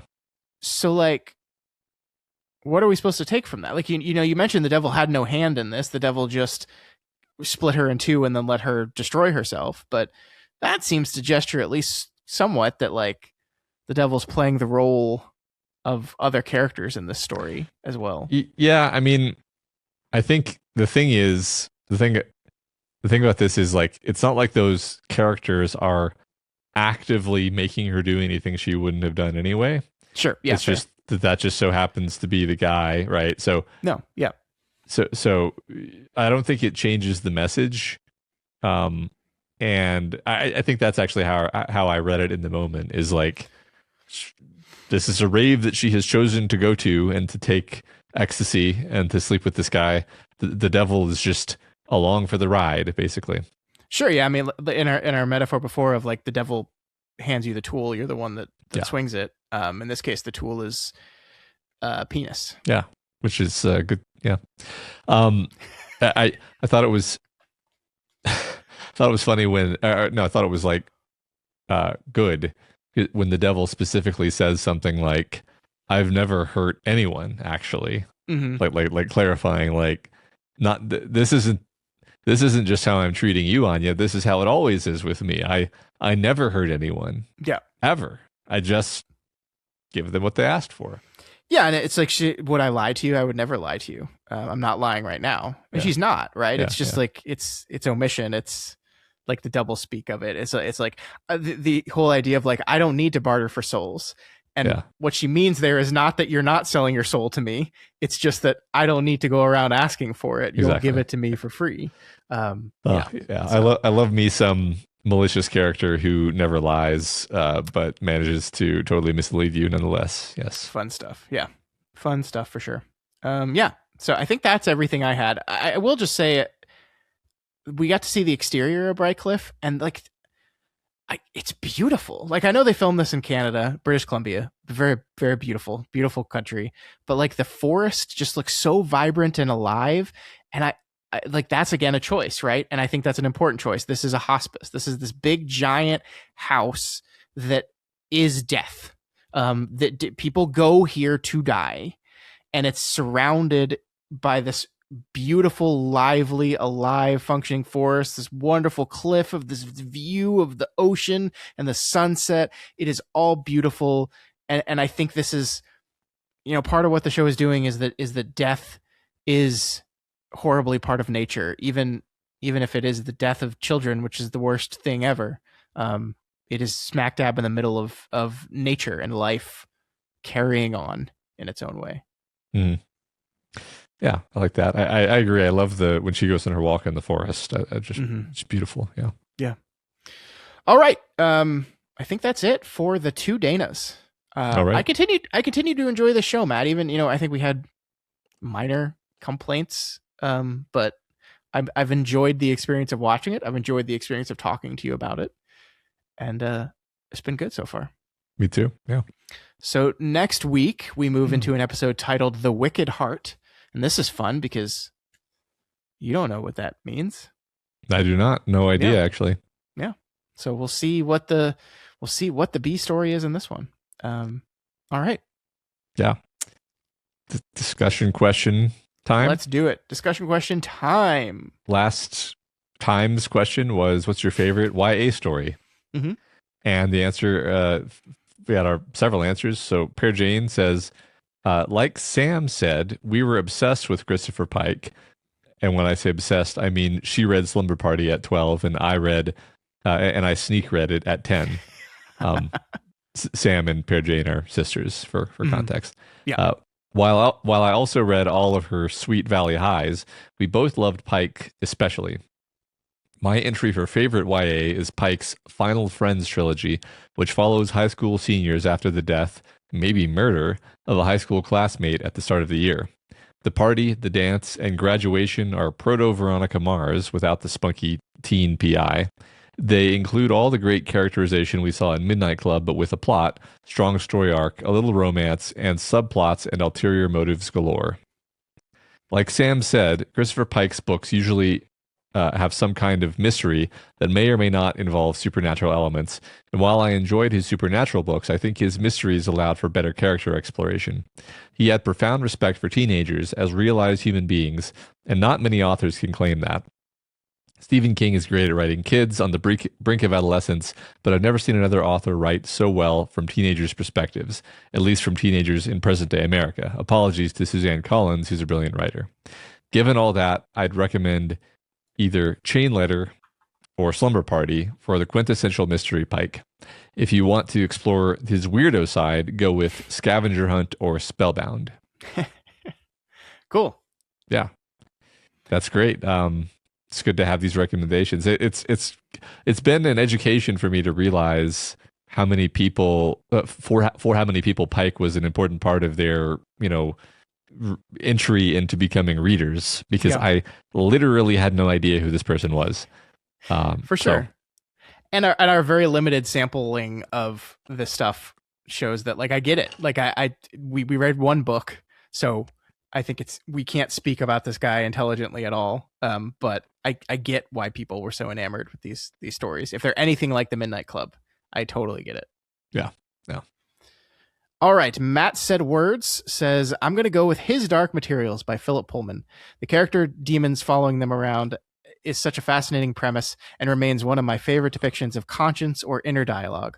Also, the unyielding, radical Lord Asriel and the charming, enigmatic Miss Coulter are delightfully complicated and made for such compelling forces for Lyra.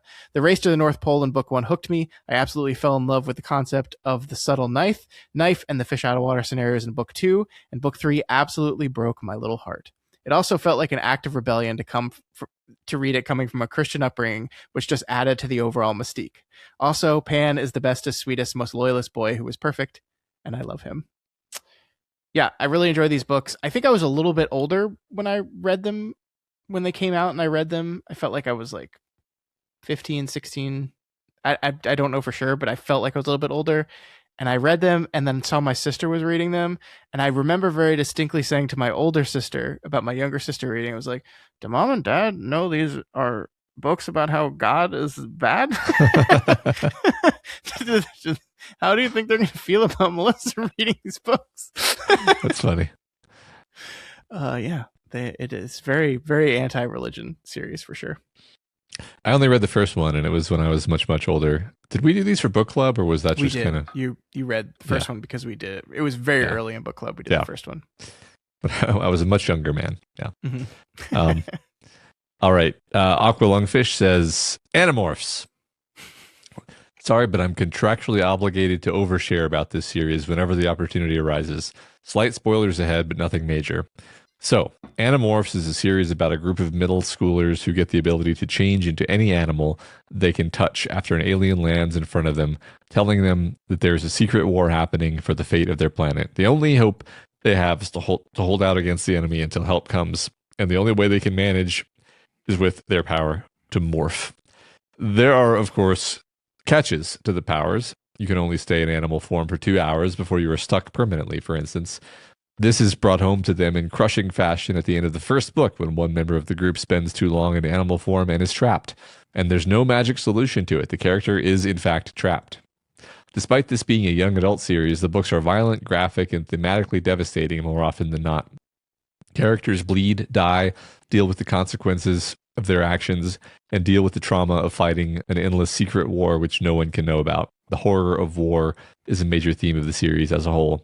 But there's also humor, heart, and exploring the connections that form when people are under extreme stress. Oh, and also weird space gods and pseudoscience aplenty.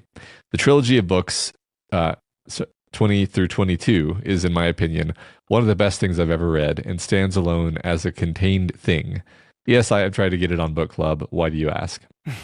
There's a bit of a quality drop in the middle of the series due to some ghostwriting happening, but it's never terrible and picks up in the last 10-ish books and really nails the ending. Let's just say that if you like the way Lord of the Rings and Dark Tower end, you'll like this. Please seriously read this. There's PDF versions free online and the author with the author's consent, as well as audiobook recordings. There's no excuse. You can get through the whole series in like a week and a half. I remember distinctly talking, so I never read any Animorph books, but I remember distinctly talking with you about this like when we were in college, and you like really liking these books back then. So I'll let you talk about it. Yeah, I never finished the series. I kind of just very naturally aged out of them, and so kind of fell off. But my distinct memory is I was at my friend's Ben's birthday party, and in the goodie bag from his birthday party, his mom decided he was just going to put Animorphs books. So everyone got a book in their goodie bag. I didn't get the first one, but I remember all my friends were like, a book? What am I going to do with this? And so I got them all. I just said, I'll take them. Oh, what Um, so much excellent Scott lore this week. I know. Um, and so I read the first one and was absolutely enamored by it, and then like got them and read them. One of my best friends in middle school, we met because like we're sitting in the locker room after gym waiting for next period, and I saw he was reading an Animorphs book, and I was like, I like those. And we got to talking, and I never finished them. I went back like a few years ago and read the first one because as Aqualungfish mentioned, they're all like in PDF form online. Like yeah, like the author wants you to read them however you get them, and like it was still good, and I still appreciate it. Like they're books written for kids. Like they're like younger even than Christopher Pike. Like so like while they treat these subjects seriously and it's fucked up and in great ways, like you're still reading a book meant for like a fifth grader. Mhm. In its just like the prose and sentence structure kind of way. Like the content dark, like in a great way, but the prose and so like I just couldn't like really commit myself to like spending a lot of time just on my own reading like 100 tiny short novels.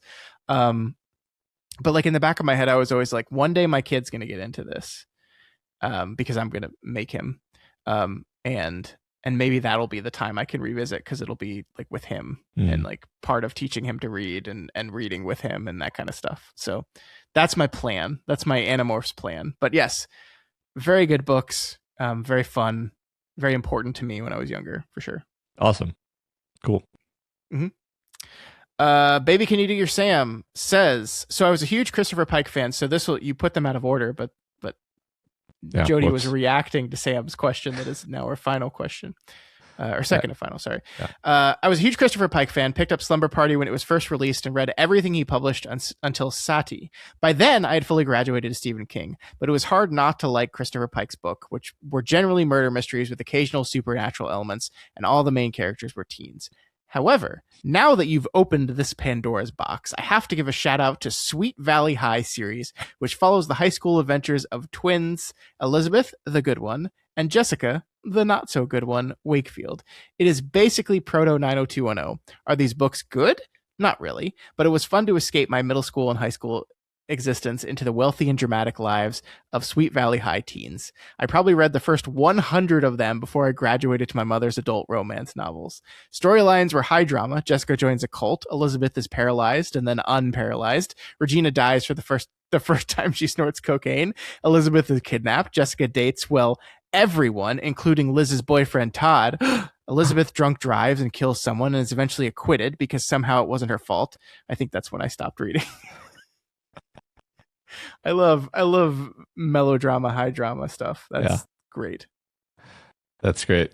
I don't know if my sister ever read these. I think Sam in the thread used it like gave a picture of one of the covers and they looked familiar to me. Okay. Honestly, these answers so far have been kind of sending me on a journey because I'm realizing that I haven't read any of these. Like I read a couple Goosebumps books. I just didn't read a lot of books aimed at younger people. And I don't know why. Like I feel like it's just like my mom was like, here's a Ray Bradbury short story collection. You'll enjoy that, 9-year-old child. And then I did, you know. And I just never read age appropriate things when I was younger.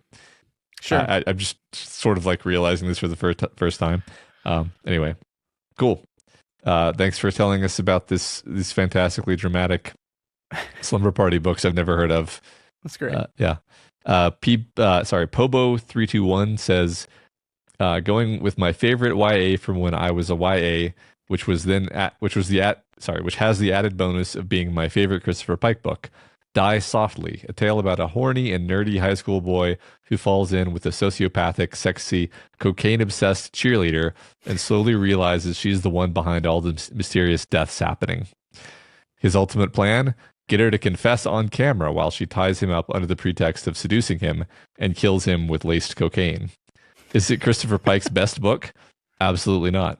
Is it particularly clever or emotionally resonant? Absolutely not. but is it totally unhinged in a way that I never experienced before as a teenager? And it was my first, if my parents knew what I was reading, they might take it away experience, which was a cool feeling for a straight-laced kid. I think it's one of the most fun books I've ever read, and I still break out my copy, now falling apart, to read it at least every other year or so. That is a really fun premise. That's great. Yeah, that's fun. I like these, like, I don't know. Kids don't read anymore. Do you know that? Kids don't read anymore. This is a pandemic level problem. So maybe we need to show them all these great 90s YA books. I guess. Maybe. I mean, whatever gets them reading, right? I admit I hadn't taken this strategy with my kids because I never read these books. I took the strategy that was used with me, which isn't working very well, to be blunt. Yeah, so, do your kids read at all? They do, but they don't read the way I did. I mean, I think you and I were probably outliers. Like I just read just so many books. I think we talked, I don't remember when we were talking about this, but I just like mentally listed all the books I read before I was like 17, and it was already like hundreds of books. Yeah. And that's not going to be true for my kids because they just aren't, there's too much else to do, I guess. Yeah. I mean, I definitely agree that, like, I remember in high school, like, it being commented on as a weird thing that I read as much as I did. Yeah. And being annoyed by that. I was like, I don't know. What do you want me to do? Yeah.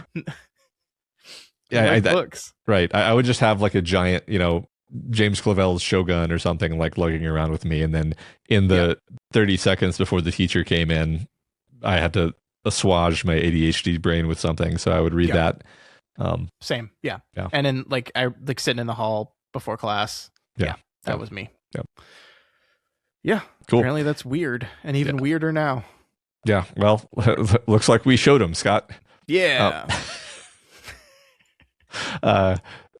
Okay. Really quickly going through the remaining answers. Thank you so much for all your contributions, everyone. Mr. Munshun19, great name, says Watership Down for themes of authoritarianism versus community and survival versus humanity. Yeah, that's interesting. I don't think of that as being for young adults, but it definitely is actually. Little Dork 8-7 says Christopher Pike's The Eternal Enemy, about a cyborg time traveler trying to kill her crush/grandfather. Oh no. that took a turn. Goombill, K.A. Applegate's Remnant series, starting with Earth's destruction, darker than Animorphs. Okay, never heard of that one. Oh, actually, I've heard the title, but I don't know anything about it. Mm-hmm. Better Independence 9 says Chronicles of the Imperium Geographica, which mixes real-world events with Arthurian mythos and Peter Pan. Cool. Never heard of that either. Haunted Grow Tent. It's it's the Cirque du Freak series by Darren Shan, which is a lengthy vampire book series.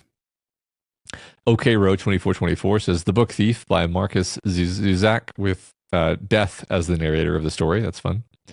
Mary Liz 19 says Christopher Pike's Remember Me and Catherine Arden's Small Spaces. DJ Nedelko says Firebringer by David Clement Davies, about a deer prophecy in Scotland, and that it's darker than Watership Down. Ah. Sounds fun. A deer Watership Down. Yeah, that's... My mind is racing already. Philgard 007 says The Westing Game, as a well-crafted mystery, regularly reread as an adult. I read that one. I bought that for my kids and gave it to them, and they put it on the shelf. So this is kind of my problem. Cat Shepsut Reed says The Fearless series by Francine Pascal, about a CIA-trained fearless high school girl, and the Percy Jackson series. And Bent Westward says Avatar: The Last Airbender, the show, for accessible storytelling with mature themes. It was a pretty good show. Liked that show. I thought it was kind of delightful that we got like an unusually large number of answers, and all the answers that we got were actually quite detailed and nuanced, almost like these people have been lifelong readers and they're good at articulating themselves. Can't believe that. No way. No. Yeah, no, those were great. I didn't know so many of these, so I'm going to write some down for when my kids get older. I tried starting to read The Hobbit to my son, and it didn't work out. Yeah. I don't think 4 years old is quite ready for The Hobbit yet. I will say I have started reading The Wizard of Oz to him, which is fun because I also have never read The Wizard of Oz. And so we're going like a chapter a day, and he's really enjoying that. That's cool. Yeah. But that's not YA, I don't think. I don't think Wizard of Oz is YA. I have no idea. It's just Y. Okay. Why? It's just for kids. Yeah. I think. Yeah. All right. So next week's discussion question. What is your favorite Faustian bargain? I am absolutely convinced we've done this already. Probably. But who cares? Yeah. I don't think we've done it on Flanagan's Wake, which makes it fine. Yeah. New context. Yeah, definitely. It's fun. There's lots of examples out there. Yeah. I know yours is Bedazzled. Definitely. Yep. Unironically. Brendan Fraser and Elizabeth Hurley. What's not to love? It's comedy. It's got heart. It's got everything. Yeah. It's got a basketball player with a teeny weeny. All right. It's time to wrap up the show, I think. That's going to do it for us this week. Next week, as we said, episode 3 of the Midnight Club called The Wicked Heart. I think you're going to enjoy this one. I think it's going to be good. All right. Cool. Remember, you can reach out to us via email at flanaganswakepod@gmail.com, over on X at flanaganswake19, and on the subreddit at reddit.com/r/doofmedia. That's probably the best place to hang out and answer that discussion question. Also, don't forget that every episode can be found in video format on our YouTube and Spotify channels. So if you're watching, please leave a comment over there. Let us know what you think.